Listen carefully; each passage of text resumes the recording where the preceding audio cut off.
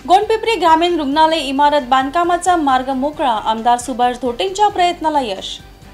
महाराष्ट्र राज्य विधानसभेच्या पावसाळी अधिवेशनात आमदार सुभाष धोटे यांनी लक्षवेधी सूचनेद्वारे राजुरा विधानसभा मतदारसंघातील गोंडपिंपरी तालुका मुख्यालयाच्या ठिकाणी 30 खाटांचे ग्रामीण रुग्णालय इमारतीचे बांधकाम तातडीने करण्यात यावे अशी मागणी राज्य सरकारकडे केली असून यावर सभागृहात उत्तर देताना आरोग्य मंत्री तानाजी सावंत यांनी लवकरच संबंधित विभागाची बैठक आयोजित करून गोंडपिंपरी येथे ग्रामीण रुग्णालय इमारतीचे बांधकाम तातडीने सुरू करण्याची ग्वाही दिली आहे।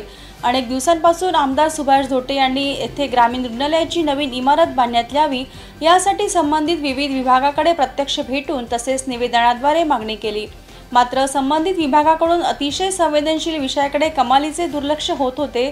त्यामुळे शेवटी हा प्रश्न त्यांनी अधिवेशनात लक्षवेधीद्वारे लावून धरला। अखेर त्यांच्या प्रयत्नांना यश आले असून आता लवकरच येथे नवीन रुग्णालय इमारत बांधकामाचा मार्ग मोकळा झालेला आहे।